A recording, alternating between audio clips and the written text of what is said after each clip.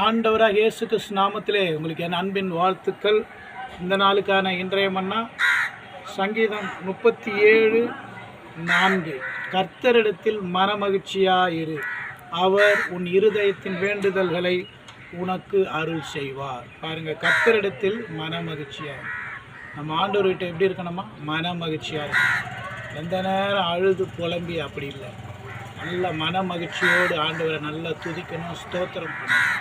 ஏதோ ஒரு காரியம் உங்களை அழுத்துதா, நல்லா அழுது ஜெபம் பண்ணுங்க. ஆனால் எந்த நேரமும் அழுது புலம்பி தேவ சமூகத்தில் இருக்காது. நல்லா மன ரம்மியமாக ஆண்டவரை துதிங்க, ஸ்தோத்திரம் பண்ணுங்க.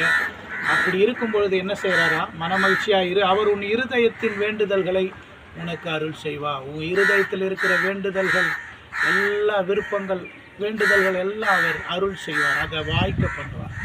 ஸோ இதை கேட்குற அன்பான கர்த்தருடைய பிள்ளைகளை நல்ல ஆண்டவரை துதிங்க, ஸ்தோத்திரம் பண்ணுங்க, மன மகிழ்ச்சியாக தேவ சமூகத்தில் இருங்க. உங்கள் வேலைகளை, உங்கள் காரியங்களை செய்யுங்க.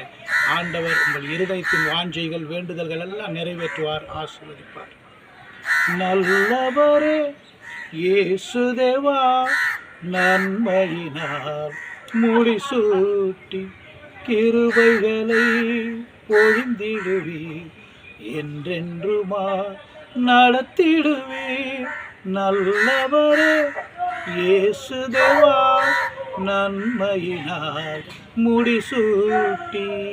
ஆண்டவரே, இதை கேட்குற ஒவ்வொரு மக்களோடு நீங்கள் பேசுங்க. உங்களுடைய சமூகத்தில் மனமகிழ்ச்சியோடு காணப்படட்டும். எந்த நேரத்திலும் புலம்பல் அழுகையோடு இல்லாமல் ஆண்டவரே உங்களை துதிக்கட்டும், ஸ்தோத்தரிக்கட்டும், மனமகிழ்ச்சியாக இருக்கட்டும். அவர்கள் வேண்டுதல்கள் காரியங்களை வாய்க்கப்படும். இயேசு கிறிஸ்து மூலம் பிதாவே, ஆமேன். கர்த்தர் தாமே உங்களை ஆசீர்வதிப்பாராக. ஆமேன்.